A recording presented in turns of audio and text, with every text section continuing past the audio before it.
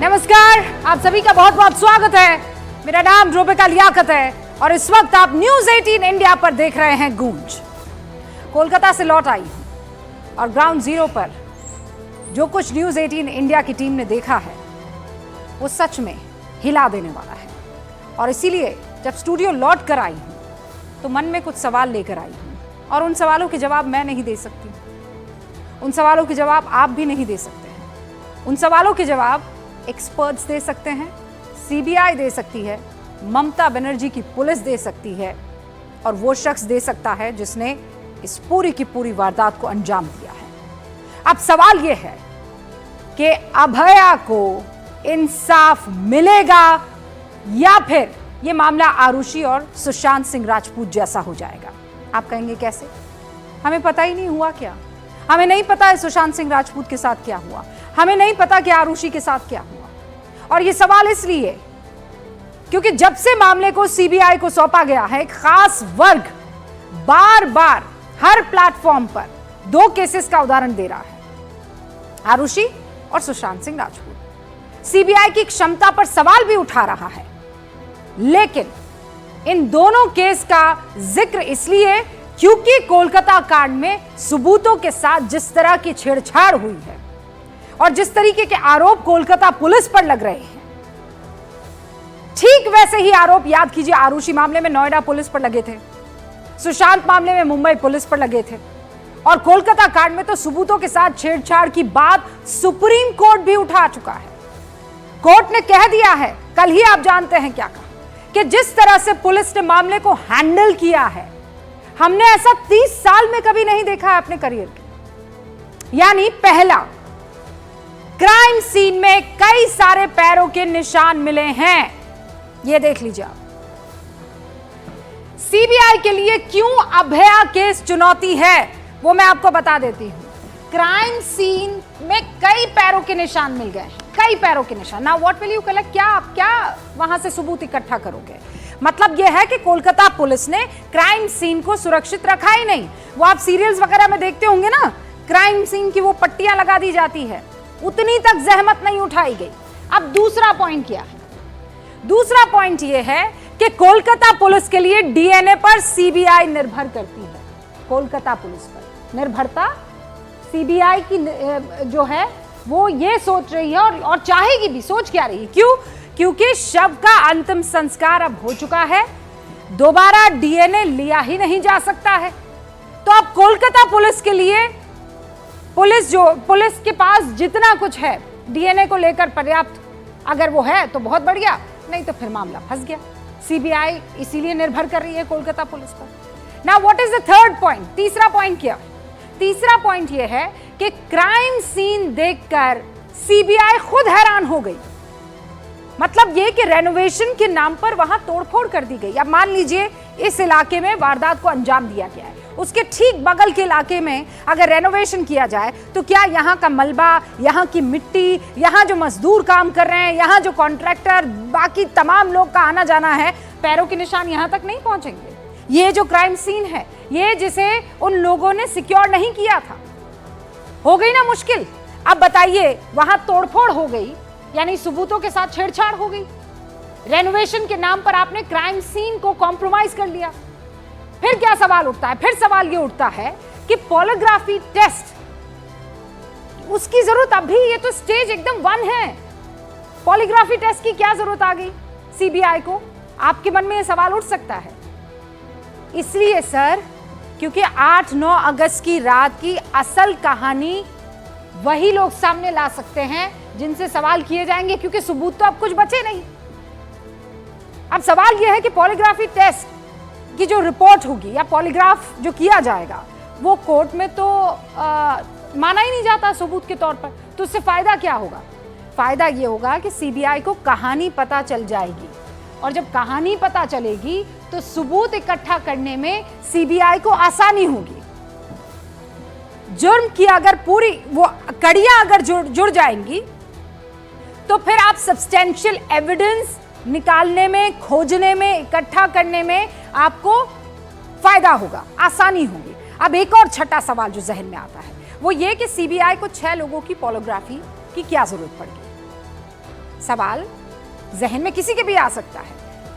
मतलब यह कि पीड़िता से 4 डॉक्टर आखिरी बार मिले थे और इसीलिए इन सबसे बातचीत करना जरूरी। इनके फिंगरप्रिंट्स जो है वो वहां सेमिनार हॉल में मिले हैं। सुबह जो शव बरामद हुआ उसके बाद जिस तरीके के प्रोसीजर्स थे वो सवालों के घेरे में। प्रिंसिपल संदीप घोष ने सच छुपाने की कोशिश की, इसीलिए उस पर भी सीबीआई को शक है। आरोपी संजय रॉय कितना सच बोल रहा है, कितना झूठ बोल रहा है, ये इसके लिए भी पॉलीग्राफ होना जरूरी है। तो 6 लोगों का पॉलीग्राफी टेस्ट इस वक्त होना बेहद जरूरी है। और वो 6 लोग कौन हैं? 2 तो मैंने आपको गिना दिए हैं और बाकी ये बताया जा रहा है कि 4 ट्रेनी डॉक्टर्स थे जो आखिरी बार डॉक्टर से मुलाकात कर रहे थे, डॉक्टर बिटिया से मिले थे। तो 4 ये लोग हो गए, एक हो गया संदीप घोष और फिर एक हो गया संजय राय। क्या वो किसी को बचा तो नहीं रहा, झूठ तो नहीं बोल रहा है?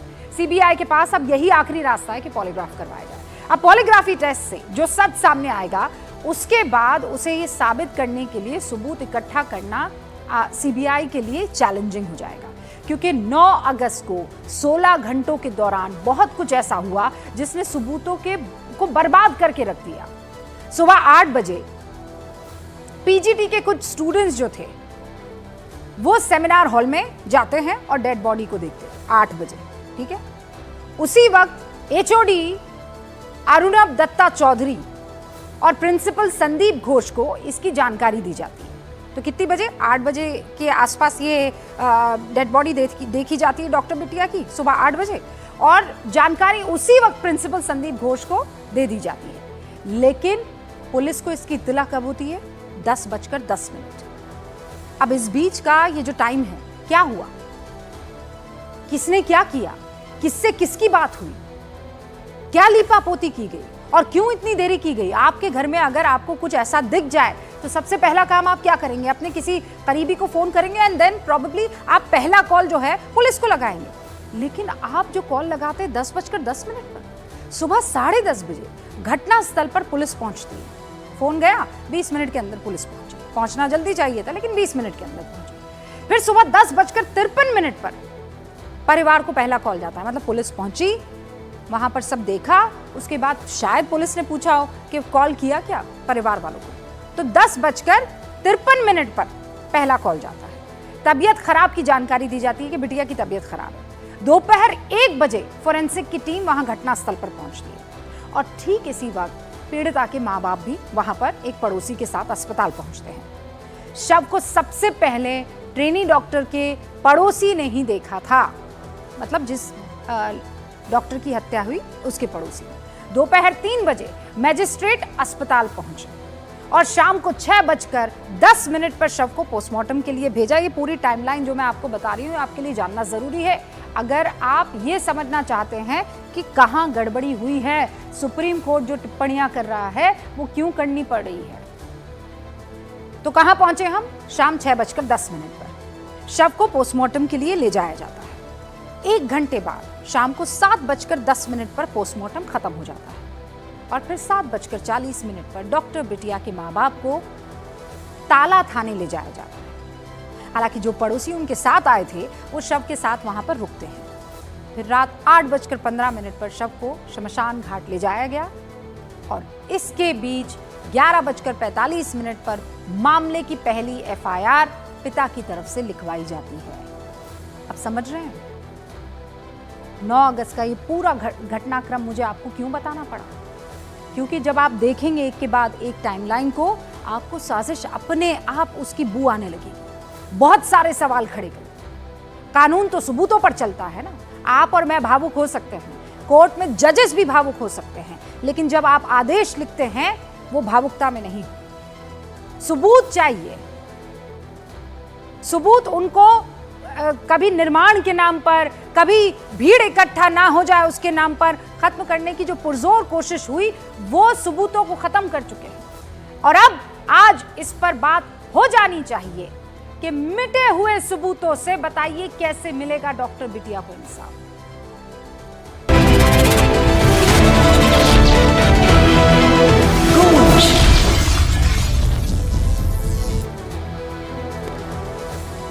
देखिए पॉलिटिक्स इस मसले पर बहुत हो गई है। ये जो सवाल है, इन सवालों को बहुत संजीदगी से तलाशा जाना चाहिए। सीबीआई के कोलकाता दफ्तर से मेरे सहयोगी आनंद तिवारी इस वक्त हमारे साथ जुड़े हैं। ग्राउंड जीरो पर डे 1 से जुड़े हुए हैं। हर एक एक्सक्लूसिव खबर आप तक पहुंचा रहे हैं। इनफैक्ट संजय राय के दोस्त से अभी कुछ देर पहले आनंद ने बात की है। बाकी सारे गेस्ट जो इस वक्त आपको स्क्रीन पर दिखाई दे रहे हैं, उनसे भी आपका तारुफ करवा देती हूँ आनंद, फिर मैं आपका रुख करती हूँ। हमारे साथ बीजेपी से अभी कुछ ही देर में राधिका खेड़ा जुड़ने वाली है, भारतीय जनता पार्टी की राष्ट्रीय प्रवक्ता। आपको शबनम डे साहिबा इस वक्त स्क्रीन पर नजर आ रही हैं, जो कि टीएमसी का पक्ष रखेंगी, लेकिन हम राजनीतिक विश्लेषक के तौर पर इन्हें इनवाइट कर रहे हैं। समाजवादी पार्टी के डॉक्टर अजीज खान साहब इस वक्त आपको कुर्सी पर बैठे हुए नजर आ रहे हैं। समाजवादी पार्टी के राष्ट्रीय प्रवक्ता है, बड़े नेता हैं। सीबीआई के पूर्व डायरेक्टर एपी सिंह साहब हमारे साथ जुड़ चुके हैं। वो डिबेट में हिस्सा नहीं लेंगे, लेकिन आपके मेरे मन में बहुत से ऐसे सवाल है जिनका जवाब अलावा डायरेक्टर साहब के, पूर्व डायरेक्टर साहब एसपी सिंह साहब के और कोई नहीं दे सकता, इसीलिए हमने उन्हें इनवाइट किया है। और विक्रम सिंह साहब, आप कोई भी ऐसा उलझा हुआ क्रिमिनल केस देख लीजिए, विक्रम सिंह साहब की मौजूदगी, चाहे वो एक्सपर्ट के तौर पर रही हो या फिर आरुषि वाले मामले में रही हो, उत्तर प्रदेश के डीजीपी रह चुके हैं, ज़रूरी हो जाती है। आप सभी का बहुत बहुत स्वागत है। आनंद, पहले मैं आपके पास आऊँगी। सिंह साहब, with your permission ground zero से मैं एक बार रिपोर्ट हासिल करती हूँ और फिर आपका रुख करूँगी। सर आनंद, कितना डिफिकल्ट इस वक्त, देखिए आप तो सीबीआई को भी बहुत क्लोजली फॉलो करते हैं, इस वक्त कोलकाता में ज़रूर मौजूद है, ये कितना चैलेंजिंग सीबीआई के लिए रहने वाला है? मैं हर अधिकारी की बड़ी इज्जत करती हूँ, सारी चीज़ें मान लेती हूँ, 74% उनका स्ट्राइक रेट रहा है, लेकिन भाई जब सबूत मिटा ही दिए जाए तो आप आकाश और पाताल से तो लाने से रहे। सो हाउ डिफिकल्ट, कितना चैलेंजिंग ये मामला? रूबिका, आपने बिल्कुल सही बात की। 2008 में जब ये आरुषि हत्याकांड हुआ था, उस वक्त हम भी मौके पे मौजूद थे और वो बहुत ही एक नॉर्मल सा मर्डर केस था, लेकिन वहां पर एक से ज्यादा लोगों के पैरों के निशान मिले थे और इसीलिए वो केस आज तक अनसुलझा है। बता दें कि उस मामले में भी सुप्रीम कोर्ट में जो हेमराज की पत्नी है, उसने अपील दायर कर रखी है कि आखिर मेरे पति का कत्ल किसने किया है ये पता चले। तो जाहिर तौर पर वो भी इसी वजह से केस खराब हुआ था और बिल्कुल हूबहू ये केस में जो कोलकाता रेप केस हुआ है, मर्डर केस हुआ, उसमें भी एक से ज्यादा लोगों के फुटप्रिंट जो सेमिनार हॉल है वहां पर मिले हैं और सुप्रीम कोर्ट में भी इस बात को माना गया है। तो जाहिर तौर पर अब सीबीआई उन अदृश्य सबूतों को इकट्ठा करने के लिए कोशिश कर रही है, जिसके लिए वो बाकायदा जो गृह मंत्रालय के अंदर में जो सीएफएसएल की टीम आती है उसके डॉक्टरों की मदद ले रही है और उस मशीन की मदद ले रही है जिसके जरिए पॉलीग्राफ टेस्ट होना है। तो अभी सीबीआई के लिए चुनौतियां रूबिका बहुत ज्यादा हैं, क्योंकि जैसा ये केस लग रहा था, कोलकाता पुलिस ने जैसा इसे केस खोला है, ऐसा केस सीबीआई को नजर नहीं आ रहा है ये। ओके आनंद, हमारे साथ बने रहिएगा। सिंह साहब भी हमारे साथ मौजूद हैं। सर, आप तो डायरेक्टर रह चुके हैं, एपी सिंह साहब, सीबीआई के। सीबीआई के लिए कितनी चीज़ें लोग लिख लें कि ये फला केस को अंजाम तक नहीं पहुंच पाई, बताइए आरुषि को किसने मारा हमें नहीं पता, राजपूत को किसने मारा हमें नहीं पता। लेकिन मेरा ये मानना है कि पता कैसे चलेगा जब मान लीजिए कातिल सब चीज़ मिटा दे, कातिल का साथी सब कुछ मिटा दे, तो फिर कैसे पता चलेगा? इस केस में भी यही है ना सर? देखिए, आपने जो क्वेश्चंस आपने रेज करे उसके आपने जवाब पहले ही दे दिए। तो प्रॉब्लम ये सीबीआई के साथ हर बार होता है कि जो भी कन्वेंशनल क्राइम्स होते हैं वो इमीडिएटली आपको नहीं हैंड ओवर किए जाते, इसलिए आपको क्राइम सीन कभी भी नहीं मिलती है। कभी कभी हफ्ते के बाद मिलती है, कभी महीने लग जाते हैं, कभी 6 महीने के बाद केसेस पुलिस हैंड ओवर करती है सीबीआई को। सीबीआई कभी भी first responder conventional crime case में नहीं होती, ऑलवेज स्टेट पुलिस होती है। तो इसलिए जो आप बता रहे हैं कि ये मुश्किलें हैं, ये बिल्कुल आप सही बोल रहे हैं। These are problems that have to be tackled now. इन जो आप आरुषि केस की बात कर रहे हैं, हाँ, वहाँ हजारों लोग, मतलब आपके जर्नलिस्ट थे वहाँ, हजारों लोगों ने उस सीन क्राइम को टैम्पर करा हुआ था। सिंह साहब, बस मैं एक सेकंड आपको रोक रही हूँ, क्योंकि अभी हमारे पास ये ताज़ा तस्वीरें आ रही हैं। प्रधानमंत्री नरेंद्र मोदी, आप जानते हैं, यूक्रेन में मौजूद हैं और इस वक्त आप देखिए मुलाकात की ये तस्वीरें आ रही हैं। अब से कुछ देर पहले उन्होंने एक्स पर पोस्ट किया है और ये लिखा उन्होंने कि देखिए, युद्ध कभी हल नहीं हो सकता है। गले लगते हुए ज़ेलेंस्की से प्रधानमंत्री नरेंद्र मोदी यहाँ पर आपको दिखाई दे रहे हैं।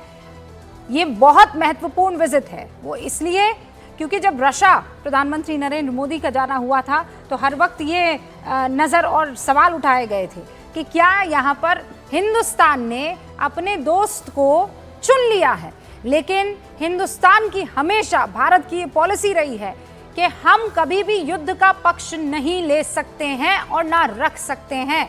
हम हर मुल्क के साथ हैं, हम इंसानियत के साथ हैं। वसुधैव कुटुंबकम जो है वो हमारा मोटो है, इसमें हिंदुस्तान विश्वास रखता है और प्रधानमंत्री नरेंद्र मोदी ने इसी बात को हर बार आगे रखा है, चाहे वो फोन पर बात करके राष्ट्र अध्यक्षों से किसी तरह का हल निकालने की चर्चा हो या फिर वहां उस जमीन पर जाकर उन्हें न सिर्फ ढांढस बंधाना बल्कि इस बात पर यकीन भी करवाना कि बातचीत से हल निकाला जा सकता है। तो प्रधानमंत्री नरेंद्र मोदी का शांति का यह संदेश और इस वक्त पूरी दुनिया भर की नजर है, ग्लोबल मीडिया इस पर नजर रखे हुए हैं। जब ज़ेलेंस्की के कंधे पर पीएम ने हाथ रखा तो उसके बहुत माने थे। वो माने ये थे कि देखिए हम इंसानियत के साथ हैं, युद्ध भले ही हमारा सबसे जिगरी दोस्त ही क्यों ना उसमें इन्वॉल्व हो, लेकिन युद्ध का पक्ष नहीं लिया जा सकता है। तो ये तस्वीरें आपको दिखानी जरूरी थी। लेकिन एसपी सिंह साहब, जो बात आप कह रहे थे कि देरी से मिलते हैं केसेस, सबूत तब तक मिट चुके होते हैं, लेकिन अब एक पॉइंटेड क्वेश्चन, क्या हम कंक्लूजन पर पहुंच पाएंगे सर? क्योंकि एक डर तो है कि ये भी बिल्कुल ऐसे ही हो जाएगा, पता नहीं हु किल्ड। आप ये क्वेश्चन आप सीबीआई के बारे में बोल रहे हैं, ऐसी बात नहीं है। अरुषि केस एक एक्सेप्शन था, बाकी सारे केसेस जो है सब डिटेक्ट हुए। सुशांत सिंह राजपूत का सबको पता है कि वो सुसाइड था। अब उसके पीछे क्या था ये मैं भी नहीं जानता हूँ, बट ये तो क्लियर है कि it was a suicide case. और जहाँ तक बाकी केसेस हैं, आप जब मैं डायरेक्टर था तो एक सैला मसूद केस था, वो पूरा डिटेक्ट हुआ। भावरी देवी का केस था, उसमें कन्विक्शन हुई।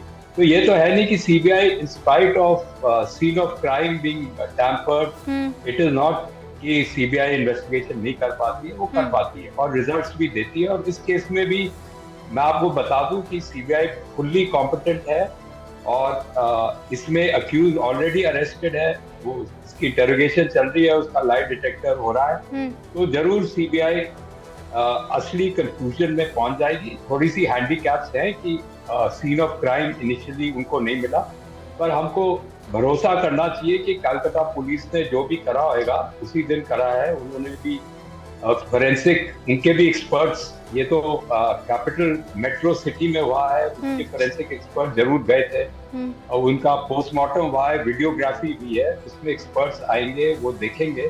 तो इसलिए मैं नहीं समझता हूँ कि इसमें बिल्कुल ये अरुषि केस नहीं है जहाँ की बिल्कुल भी आपका क्राइम सीन में कुछ भी आपको मिला नहीं है। कलकत्ता पुलिस और उनके फोरेंसिक डिपार्टमेंट ने जरूर चीजें ली होंगी और हमको वेट करना है कि अब रिजल्ट्स क्या आते हैं, उसके फोरेंसिक के रिजल्ट्स क्या आते हैं, उसके बाद सीबीआई उसका डिसीजन लेगी केस।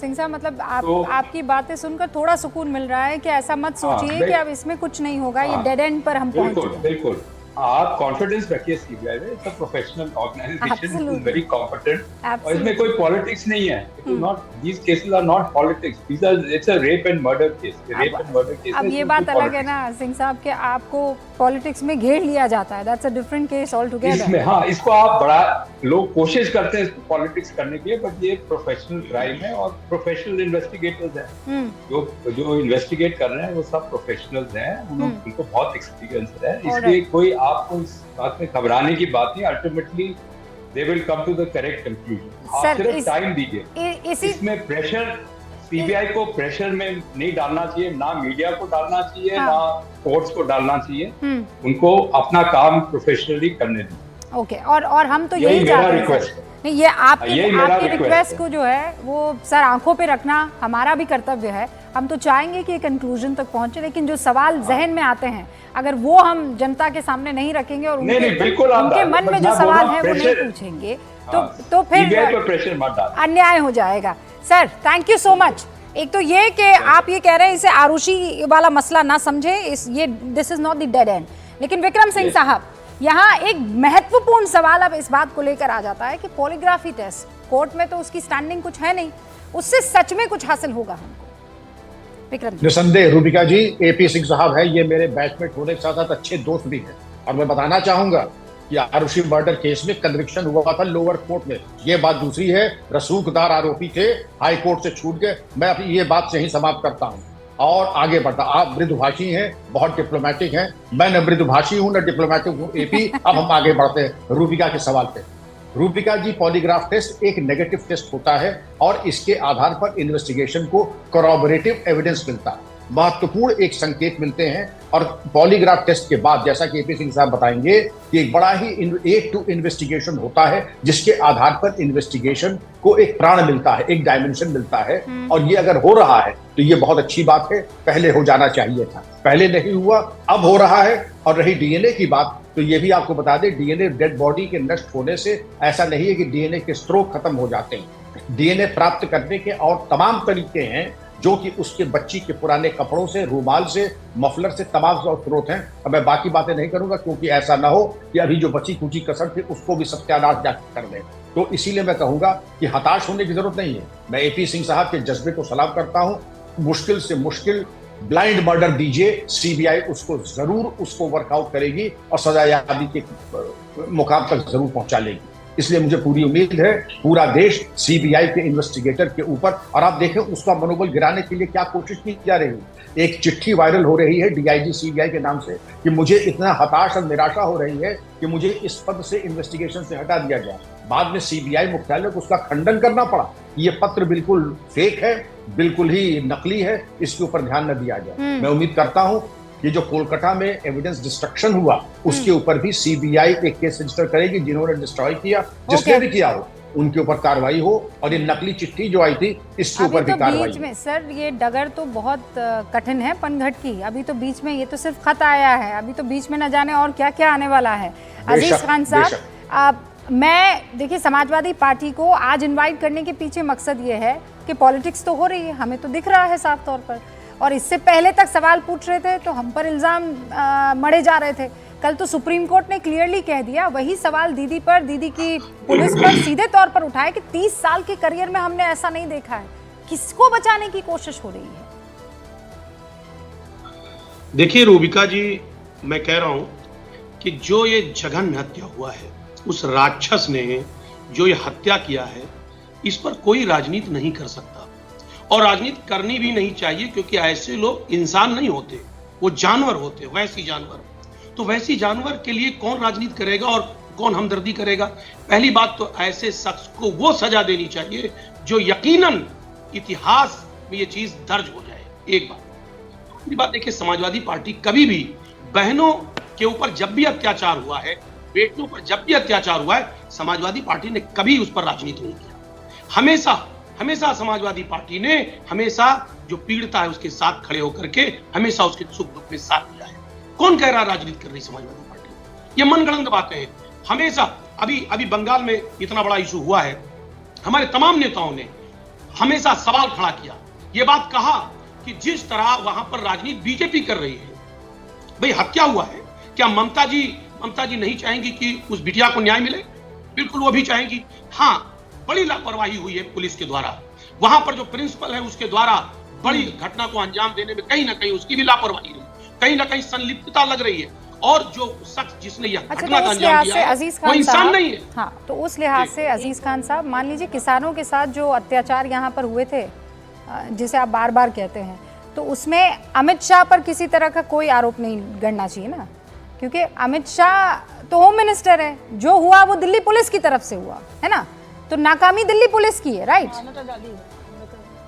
देखिए रूबिका जी, वही तो मैं कह रहा हूँ कि पूरी बात कंप्लीट होने दीजिए। नहीं, पहले मेरे सवाल का फिर कंप्लीट कर दीजिएगा। आप कह रहे हैं ममता बनर्जी की कोई रिस्पॉन्सिबिलिटी नहीं है, तो मैं आपसे रिवर्स क्वेश्चन पूछ रही हूँ सर। तो इस लिहाज से अमित शाह की कोई रिस्पॉन्सिबिलिटी नहीं होती, क्योंकि उनके अंडर पुलिस आती है, दिल्ली की होम मिनिस्टर है ना? उस लिहाज से मणिपुर, जिस पर आप लगातार सवाल खड़े करते रहे हैं, वहां का सीएम भी इस लिहाज से तो रिस्पॉन्सिबल नहीं होता है ना? वो जिन लोगों ने किया है वो रिस्पॉन्सिबल हो जाता है। अरे someone has to take the responsibility ना, अजीज खान साहब। सुनिए ना, क्यों बचा रहे ममता दीदी को आप?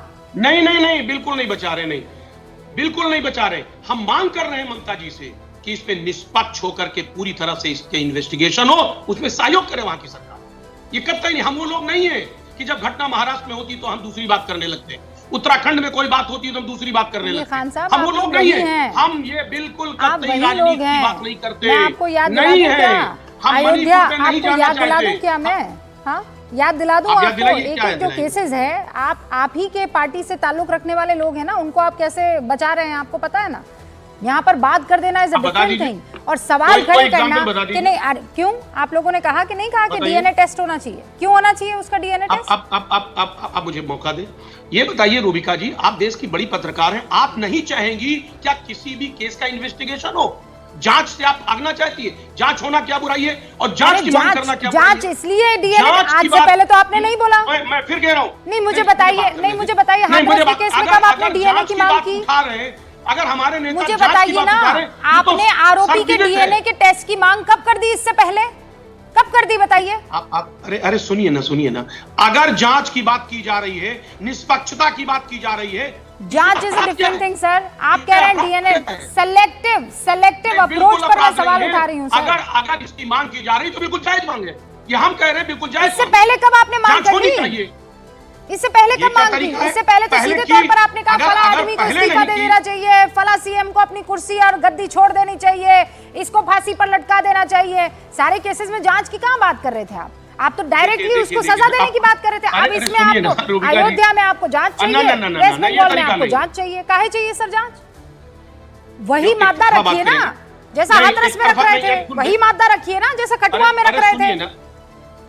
अरे भाई, अब आप सुनेंगी नहीं तो अब एक तरफा चिल्लाएंगी तो कैसे हो? मैं ये कह रहा था, मैं चिल्ला नहीं रही हूँ अजीज भाई। नहीं ऐसे नहीं काम, ऐसे काम नहीं, मुझे बात करने दीजिए। मुझे इम्पोर्टेंट ये मत कहिए कि मैं चिल्ला रही हूँ, आपको बोलने नहीं दे रही हूँ, ऐसा मत कहिए। आप रूबिका जी मुझे बात ही नहीं रखने देंगी। नहीं आप रखिए ना, पर ऐसा इल्जाम मत लगाइए मुझ पर ना, प्लीज। चाहे वो कठुआ का मामला हो, चाहे वो मणिपुर का मामला हो, चाहे बंगाल का मामला हो, चाहे यूपी का मामला हो, हर जगह जांच होनी चाहिए। और ये सर्वविदित है, ये लोकतंत्र है, और हर शख्स को राइट है कि जब भी कोई ऐसी घटना हो जिस पर आरोप लगाया जाए, कहीं ना कहीं उसका जांच होना चाहिए। ओके, बिल्कुल, सारे कोर्ट कचहरी खुद हो जाएंगे, पुलिस कोर्ट हो जाएगी, क्या जांच नहीं होना चाहिए? ठीक है, इसमें बुराई क्या है? जांच करने की बात मेरे साथ इस मसले पर अभी बातचीत करने के लिए शबनम डे भी है। शबनम जी बताइए। गुड इवनिंग मैम, पहली बार आप मेरे साथ बैठी हैं और हाँ, मैं आपको और आपको धन्यवाद दे रहा है, और पैनलिस्ट जो है एमिनेंट पैनलिस्ट, उनको भी मेरा शुक्रगुजार है। एक तो है जो बात आप लोग कर रहे हैं इधर, जो मेरा समाजवादी पार्टी का दादा जो बोल रहे थे वो सच्ची बात है, सच बात है, क्योंकि हम लोग चाह रहे इन्वेस्टिगेशन एकदम क्लियर हो। इसीलिए दीदी राजधर्म पालन किया है। जब ये हीनियस क्राइम हुआ है, ब्रूटल रेप एंड मर्डर, तभी दीदी 130 का पुलिस ऑफिसर का 3 शिफ्टिंग में इन्वेस्टिगेशन चालू कर दिया, और फिर वो हाईकोर्ट में अप्रोच किया बीजेपी और सीपीएम करके, उन लोग प्रिंसिपल को प्रमोट क्यों किया ये बताइए मुझे। वन आफ्टर अनदर, हाँ, एक बात में इतना तो नहीं होगा, एक आंसर मैं निश्चय रूप में दे सकूंगी। एक है तो हाई कोर्ट का ट्रांसफर अभी apex court honourable supreme court में हो गया। अभी मॉनिटरिंग भी हाई कोर्ट भी कर रहा है, सुप्रीम कोर्ट भी कर रहा है। तो ये अभी जो शबनम साहिबा, ये सब तो मैं समझ गई, पर मुझे आप जो कह रही हैं कि दीदी ने राजधर्म निभाया है, अभी विक्रम सिंह साहब से पूछूंगी तो वो बता देंगे आपको कितना राजधर्म निभाया है और कितनी दोस्ती निभाई जा रही है और किसे छुपाया जा रहा है और किसे बचाया जा रहा है। और फिर आप पॉलिटिकली क्या, मुझे ये ना मुझे बताइए, जज साहब पॉलिटिकली एक्टिव हैं क्या? उन लोग पॉलिटिकल, मुझे ये बताइए, सुप्रीम कोर्ट के सर्वोच्च अदालत के सुप्रीम कोर्ट के जब जजेस हैं, वो ये कहने लगे कि हमने ऐसा अपने जीवन में नहीं देखा है। रूबिका, लेट मी से, मुझे बात बोलने दीजिए। अभी सुप्रीम कोर्ट में जांच कर रहा है, वो ऑब्जर्वेशन कर रहा है। अभी ये जो मामला अभी पॉलीग्राफिक टेस्ट के लिए सियालदा कोर्ट में भेजा गया है। ये तो खबरें बता रही हैं जी, आप मुझे राजधर्म के बारे में बताइए ना, दीदी ने क्या किया? सबसे पहला काम, प्रिंसिपल जिसकी जो रिस्पॉन्सिबिलिटी एफआईआर दर्ज नहीं कर पाता है, करवाता है, वो फिर उसके बाद माँ बाप को झूठ खबर देता है, उसके बाद ये है कि लीपा पोती करने की कोशिश करता है, वो रिजाइन करता है और आप उसे कहीं और प्रमोट करके 4 घंटे के अंदर बैठा देते। क्यों ऐसा क्या? नहीं, खास है उसमें? सीएम बोल रहे हैं जो दोषी है without any political colour use और एनी इन्फ्लुएंस, उनको सख्त कार्रवाई करने चाहिए। विक्रम सिंह साहब, तो आप बोलिए बीजेपी क्या कर रहा है? मैं दोबारा बीजेपी की तो मैं बात ही, ये दिख रही है आपको बीजेपी यहाँ पर। मैं जानती थी कि इस पर राजनीति होगी। मुझे सुनिए शबनम दे, एक बार सुन लीजिए। अभी तक पार्लियामेंट में बीजेपी राजनीति करे कि कांग्रेस राजनीति करे, इस पर मैं आज जाना ही नहीं चाहती। मैं तो सिंपल आपका राज्य, आपकी पुलिस, आपका प्रशासन, आपके जिम्मे सब कुछ था, इसीलिए मैं आपको लेकर बैठी हुई हूँ। मुझे नहीं जाना है इस पॉलिटिक्स में, वरना आप लोग यही करते हैं कि तेरा राज्य मेरा राज्य। मैंने बिठाया ही नहीं। मैं तो आपसे सवाल कर रही हूँ विक्रम सिंह साहब, राजधर्म का पालन हुआ है? रूबिका जी, आपके शो में मैं पहले आया था, मैंने वही बिंदु उठाए। अब ऑनरेबल सुप्रीम कोर्ट ने उन्हीं बिंदुओं को अपने ड्यूरिंग द कोर्स ऑफ बहस आर्ग्यूमेंट्स उसको दोहराया है। ये बताएं कि ये संजय रॉय जो आरोपी है, ये कैसे आपका पुलिस काउंसलर है या सिविक वॉलंटियर है और पुलिस क्वार्टर्स में रहता है। जो हमारे प्रिंसिपल साहब हैं संजीव घोष साहब, उनको बहुत पहले उनके ऊपर जो आरोप थे भ्रष्टाचार के, उन पे पहले जांच न हुई। अब जब इतनी शिकायत बढ़ी तो उनको हटाया और उससे भी महत्वपूर्ण पद उनको दे दिया गया। जो कैलकाटा पुलिस की जिम्मेदारी थी कि सीन ऑफ क्राइम को प्रिजर्व करे, तो प्रिजर्व करना तो छोड़ दे, उन्होंने कहा ऐसा पहला मिसाल उन्होंने देखा कि पहले अंतिम संस्कार होता है, बाद में दाह संस्कार होता है। बाद में पहले दाह संस्कार होता है, बाद में एफआईआर होती है। एफआईआर पहले होती है, दाह संस्कार बाद में होता है। और वहां भी क्रिमेशन ग्राउंड पे जाके आप कहते जल्दी कर दो, रही बवाल हो जाए। उसके अगले दिन धरना प्रदर्शन होता है, जानते हुए कि यहाँ संभावना है धरना प्रदर्शन की। धरना प्रदर्शन होने दिए गए, लोग बैट और हॉकी स्टिक लेकर के आए, डॉक्टरों को डराया धमकाया, और जो बची कुची कसर थी कंस्ट्रक्शन के बाद एविडेंस को और समाप्त कर दिया। जो मृतका के माता पिता को सूचना दी गई, हम कहते हैं कि हमने नहीं दी विक्रम जी स्क्रीन पर कि सुसाइड था, तो सुसाइड अगर था, कहते आपने नहीं दिया तो किसी ने तो दिया है, इसकी जांच क्यों नहीं हुई? आप कहते हैं कि बड़ी आपने वाहवाही लूटी कि हमने संजय रॉय को गिरफ्तार किया। अरे संजय रॉय तो वही है आस्तीन का सांप जो हमने पाल रखा था। 4th बटालियन में हमने उसको क्वार्टर दिया था, 12,000 महीने हम उसको तनख्वाह देते थे, वो मरीजों की दलाली करता था। ये तमाम चीजें नहीं है, ये बात है क्या जे इन्वेस्टिगेशन जो चल रहा है, अभी जो प्राइम एक्यूज्ड है वो पकड़ लिया है। अभी सीबीआई 10 दिन में क्या किया है? सीबीआई का process of investigation was not so expeditious. अभी सीबीआई जो कर रहा है, जैसे नोबेल प्राइज टैगोर का, तापसी मालिक का, नेता का, वो सब मामला में 13 एक्यूज एकदम नंदीग्राम में 13 एक्यूज छोड़ दिया है। सीबीआई ऐसे ही जांच करते हैं, नो कंक्लूसिव जज। और वो भत्सना होता है हाई कोर्ट में, सुप्रीम कोर्ट में, उन लोग का कोई कंक्लूसिव नहीं होता है इन्वेस्टिगेशन का। और जो वो कर रहा है 10 दिन में, जब भी केस ट्रांसफर हो गया। Very good, very good. मैं इसी का इंतजार कर रही थी कि ये जो आप लोगों की स्ट्रेटेजी, उस पर तो आप खेल ही नहीं रहे हैं कि सीबीआई के पास आ गया, बताइए हमारी तो पूरी कोशिश थी, हम तो कल्प्रिट को सीधा जेल की सलाखों के पीछे फांसी के फंदे पर लटका देते। अरे ये तो सीबीआई देखिए दे दिया, सीबीआई नहीं कर पा। विक्रम जी देख लीजिए। Rubika ji, not only that, today not only that ma'am, आप कह रहे हैं सीबीआई रोटी क्यों नहीं बना पा रही है? अरे आटा है कहाँ जो रोटी बनाने देंगे आप? आटा तो आपने हवा में उड़ा दिया। सीबीआई ने इस दिनों में जितना सीबीआई ने कर लिया वो आप न कर पाते 6 महीने और। ये बातें खुलासा करने वाली बातें नहीं है। सीबीआई ने जो क्रीम को रिकंस्ट्रक्ट किया, जो एविडेंस इकट्ठा किए और जो चूल से चूल मिला करके प्रिंसिपल साहब की जो यशोगाथा थी उसको खंगाल करके उनकी क्रिमिनलिटी को ले आए। प्रिंसिपल को कस्टडी क्यों नहीं ले रहा सीबीआई? कस्टडी के रूल्स होते हैं। कस्टडी नहीं ले रहा। आपके कहने से, हमारे कहने से शब्द जी, हमारे आपके कहने से कस्टडी नहीं आती है। कस्टडी ली जाती है जब जरूरत होती है। Single bench Calcutta high court में जो ईडी इंटरफेरेंस कर रहा है, जो मुझे आने दीजिए मामला में, ईडी इज इंटरफेयरिंग। नहीं आना चाहिए, अगर फाइनेंशियल डब्री है, इंटरफेयरिंग नहीं।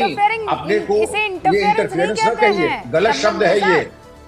नो नो, ईडी कहते हैं, इन्वॉल्वमेंट कहिए, रूपा गांगुली से बात कर रही थी, वो भी आप जानती है ना, रूपा गांगुली खुद वहाँ पर उस जमीन की पैदाइश है, वहाँ उस जमीन पर रहती हैं।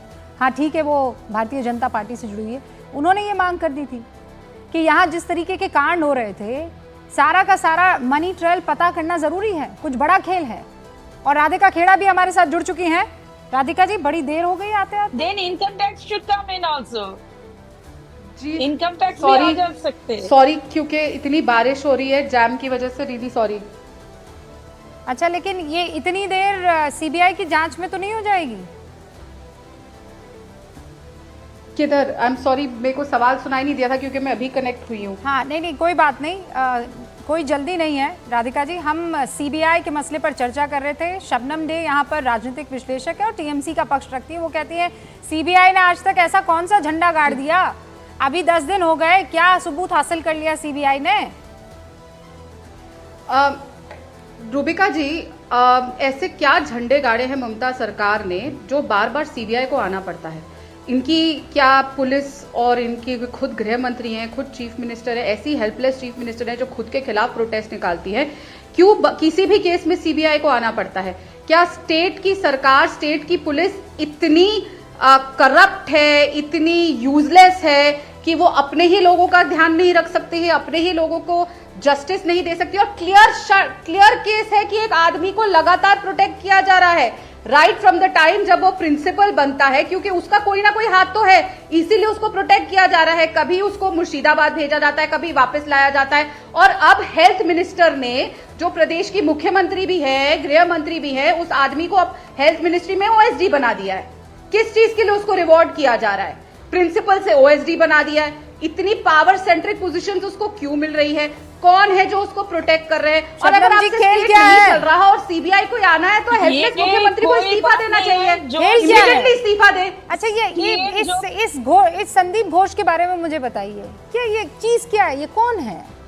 ये क्यों आपका इतना करीबी है? क्यों इतना लाड़का है? कोई करीबी नहीं है, not a matter of fact, ये करीबी नहीं है। हाँ।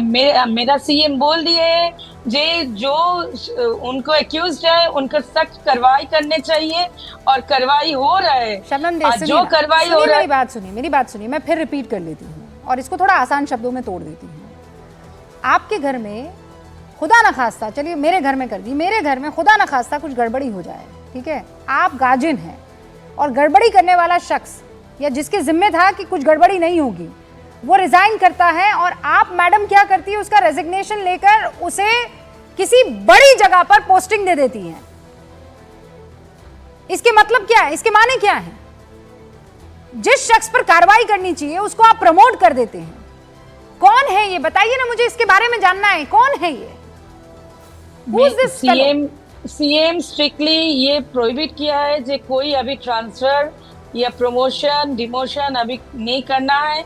अभी जो इन्वेस्टिगेशन चल रहा है वो इसीलिए सीट फॉर्म कर दिया, पर अभी सीट को भी वो सीबीआई में ट्रांसफर कर रहा है, जो सीबीआई देखेंगे, तो इसीलिए सीबीआई में दखल रहा है। पर what is the result of CBI?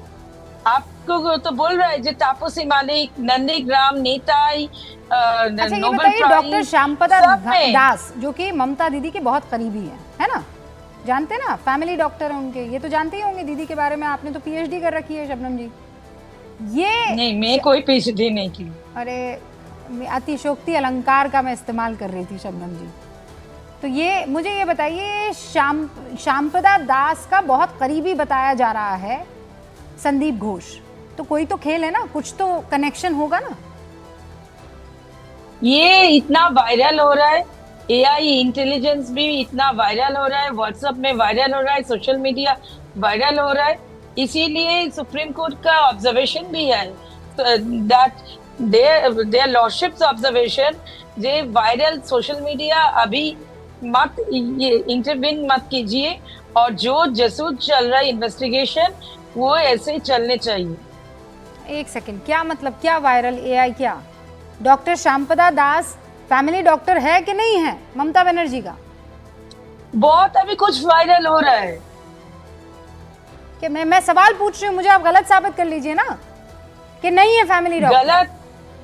गलत और नहीं गलत, ये बहुत वायरल हो रहा है सोशल मीडिया, और जो हो रहा है ये पूरा हाईजैकिंग हो रहा है, और पॉलिटिकल कलर मैं भी आपको चल रहा है, बताऊं, मैं इसीलिए आपको एक बात सब बताती कुछ हूं। विक्रम जी यही ये तो हो रहा नाम है। वो नाम सो नाम नहीं, लेकर चल रहा है। यही तो होगा सीबीआई के साथ भी यही होगा विक्रम जी। वो पूछेंगे बताइए सबूत कहाँ है, और ये कहेंगे देखिए बादल गरज रहे हैं, बारिश हो रही है, आज छाता नहीं ला पाए हैं। ऐसे हो पाएगा क्या बताइए? शबनम जी से मैं पूछ रही हूँ सवाल कुछ और वो जा रही है कहीं और यही तो कोलकाता पुलिस भी कर रही है, यही आरोप तो उस पर भी लग रहे हैं विक्रम जी। रूबिका जी आपने सही कहा, हम लोगों को बड़ा अनुभव है इंटरोगेशन का, और अगर मुद्दे पे नहीं आना है तो हम पूछें ज्योग्राफिया का सवाल, उत्तर दे भूगोल का। बात करें हम फिजिक्स की तो संगीत की बात करने लगे, लेकिन मुद्दे की बात नहीं करेंगे। मुद्दा बिल्कुल साफ है कि जो लोग हमारे क्लोज क्रॉनी लोग थे, जो बिल्कुल इनर किचन कैबिनेट के थे, उनके ऊपर कोई कानून लागू नहीं होता है। इसीलिए जो एक तरीके से अभयदान मिल गया है कुछ लोगों को, ये अभयदान का खुलासा सीबीआई जरूर करेगी, क्योंकि ये लाभान्वित हुए हैं।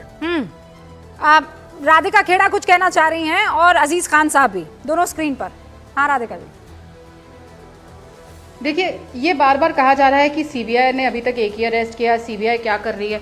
अरे टाइम तो लगेगा ना कोई भी चीज की रिसर्च करने में, क्योंकि सबूतों को मिटाने में तो इन्होंने कोई कसर नहीं छोड़ी। जैसे ही सीबीआई इंक्वायरी की ऑर्डर देती है कोर्ट, तो क्या होता है हम देखते हैं कि बगल वाले कमरे में कंस्ट्रक्शन शुरू हो जाती है। एक संयोजित तरीके से वहां मॉब आता है, और वो वीडियोस भी सामने आए जो चिल्ला चिल्ला के कहता है कि चलो सेमिनार हॉल की तरफ, फिर सेमिनार हॉल को मॉब डिस्ट्रॉय करता है। हर तरीके से सबूतों को मिटाने की कोशिश की जाती है, कई तरीके निकल के आए। हमने देखा कि कोर्ट को भी कहना पड़ा कि हमने अपने 30 साल के करियर में ऐसा नहीं देखा कि पोस्टमार्टम के पहले ही जो पोस्टमार्टम कैसे हुआ, हर चीज। तो ये तो देखिए ना कितना इन्होंने केस को बिगाड़ा है और किस तरीके से सबूत मिटाए हैं। ये तो एब्सोल्युटली क्लियर है कि ये वो तो मानेंगे ना संदीप घोष जो एफआईआर दर्ज नहीं करा रहा था, सबूतों के साथ छेड़छाड़, तोड़फोड़, रेनोवेशन, 7000 की मॉब घुस जाती है। देखिए रूबिका जी, मैंने पहले भी स्पष्ट किया, अभी भी कह रहा हूं कि उस बेटी को न्याय मिलना चाहिए, इंसाफ मिलना चाहिए। सबूतों से जो कुछ हुआ, छेड़छाड़ हुआ, वो बिल्कुल ठीक नहीं है। लेकिन बीजेपी आज क्या कर रही है? उसका मकसद उस बेटी को न्याय दिलाना नहीं है, उस पर राजनीति करना है। केवल वो हल्ला कर रही है, राजनीति कर रही है। मैं कह रहा हूं अगर न्याय दिलाने की प्रक्रिया होती या उसकी मंशा होती कि न्याय बेटी को मिले या बेटियों को न्याय मिले, तो शायद आज जो हालात पैदा है पूरे देश में वो शायद न पैदा होते। आज आप देखिए एनसीआरबी का आंकड़ा देखिए ना, किस तरह रेप हो रहे। 17 दिन आज हो गया। 47 रेप हुए हैं, 47। आज 17 दिन में जब से ये तमाम घटना बड़े लेवल पे चल रही है, 17 रेप हो गए। सवाल यह कि हमारा देश कहां जा रहा है? प्लीज अजीज साहब, कौन जा रहा है? इस पर बीजेपी, अजीज भाई, बीजेपी, अरे अजीज भाई, वहां पश्चिम बंगाल में बीजेपी नहीं है। प्लीज, राजनीति आप कर रहे हैं। मेरे पास वक्त की कमी है। बहुत बहुत शुक्रिया आप सभी का जुड़ने के लिए। देखते रहिए न्यूज़ 18 इंडिया।